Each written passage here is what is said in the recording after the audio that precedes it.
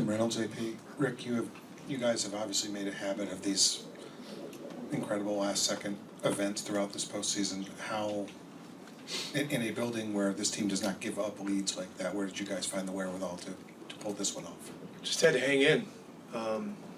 The first half was rough. 19 turnovers. The good thing was it was only 9 points, and so we were within reach of still being in the game. I think we won the third quarter by 3, which was progress. And then they went up 15, and we just said, hey, let's just keep chipping away at the rock. Gotta keep pounding the rock, and just chip away and hang in. And we've had a lot of experience in these kinds of games, and our guys have a real good feel for what it's all about, giving ourselves a chance, and we got fortunate, but made plays. Right here in the front. Scott Agnes, Fieldhouse Files. Rick, take us through kind of the locker room after the game, the message, because you want to enjoy it, but you also quickly have to move on to the next one. Yeah, we haven't been celebrating a whole lot with anything, really, and that's some of that is our experience last year. Some of it is Pascal having been through this kind of a run and getting to the finals before. We know we have a lot of work to do, and we have to play a lot better. I mean, 19 turnovers and a half is, if it's not a record for the finals, it's got to be up there, close to it. And so, and they're a menace, defensively. And we too often took it into crowds, and then other times they just take the ball out of your hands. I mean, it's just it's the level of their defense is crazy good. So, but to answer your question, a real even temper after the game, and now there's two days between the first two games. Instead of a 13-day series, which we had with New York, this is day 1 of 17 days. So this is going to be a long journey and a lot going on, and so we're just going to have to keep our eye on the ball and keep focusing on one another. Steve, right here in the front. Rick, besides taking better care of the basketball, what went on in the locker room at halftime? It seemed like you guys might have figured something out or wanted to approach things differently than that first half. Well, there were different areas. I mean, they were getting to the rim a lot in the first half. The turnovers were the first thing that we talked about. It seemed like we were doing a good job on the boards, but they had 20 more shots than we did in the first half. And so, that was really fool's gold too. And so, look, it was just, hit the reset button. Let's go whistle to whistle in the third quarter, try to chip away at it and try to hang in. Mark here right in the front of the right. I know you're being cool, and Luke right now and all that, but at any point did you say, damn, that was a hell of a comeback? No. Listen, been through too much of this, over the years, and we've just got to be very much present in the moment and understand what this is all about. This is all about keeping poise, and at the same time having a high level of aggression, and those two forces fly in the face of each other a bit. And look, this arena is madness. I mean, this is I don't know. From a road perspective, the decibels were insane, and so it's there's a lot going on. Grateful to have the chance to hang in and give ourselves a chance at the end, but now we've got to keep our eye on the ball. Over here on the right. Rick, Nemhard's play the last few minutes, not just the shots, but the defense, what was he able to do to kind of keep you guys connected and give you guys a chance to take it at the end? He made big plays at both ends.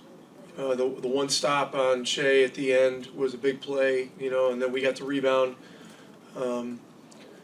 There was the step back 3, which was a big momentum play. I think it went from 6 to 3. And then there was an and one where we got to the rim. I don't know what point it was in the fourth, but, you know, a lot of big plays, and you got to have playmakers against Oklahoma City. I mean, they just they make it so difficult defensively. Right here on the right. Right. It looked like during that review, the Siakam out of bounds review, the guys were huddling up right before the ruling came down. I'm going to assume that you kind of gave them directives on how to play the next possession if it didn't go in your favor. How comfortable were you in not calling a timeout in that situation and letting Tyrese just go spread floor?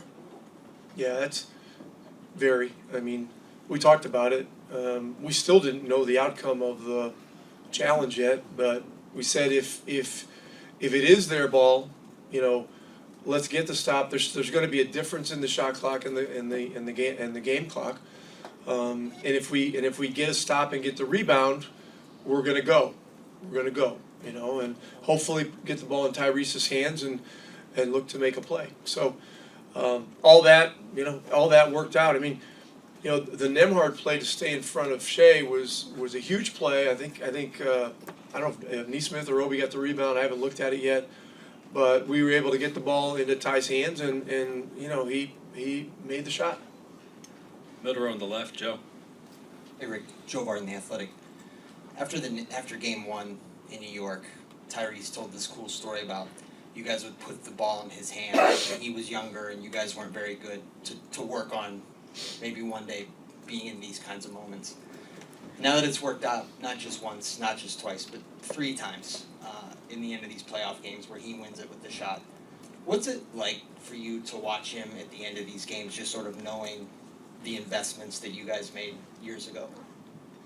Well, you know, getting to this point is a long process, and you know, you make a trade for a player like that 3.5 years ago, whatever it was. You know, you look at the present, but you look toward the future, and the hope was that we could build quickly. You know, Kevin and Chad did a great job with surrounding Ty with the right guys, and then, you know, getting Pascal last year was reverential for our team, and you know, we just try to get the ball in his hands as much as possible in those situations, and when it doesn't happen, you know, we've got Nembhard and we've got Pascal, and that gives us 3 playmakers, you know, in our closing group. So, you know, all 3 of them do great things. So we were very fortunate tonight, but we did a lot of things to give ourselves a chance, and that was very good. Last question here on the right. Hey Rick, Valencia King, Real Talk Sports, appreciate your time. One of the pillars you've said this team is built on is tenacity. From a coach's perspective, does it rejuvenate your coaching energy when you see this team continue to be resilient night in and night out? My coaching energy's fine. But look, it's a group I love. It's a group that we've invested a lot in. You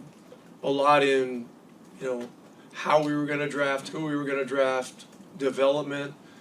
You know, this year especially is a year that I'm proud of from a coaching perspective, because, you know, not only did we win enough games to, you know, get into the top 4, but we're still developing players. You know, I mean, Walker played 11 or 1,200 minutes. Matherin played over 2,000, started 48 games. And look, Oklahoma City's doing it before everybody's eyes. I mean, they've been a development machine here over the last 5 years since Mark's been the coach. So, you know, from those perspectives, you know, this series is you know, it has a lot of intrigue and should for the fans.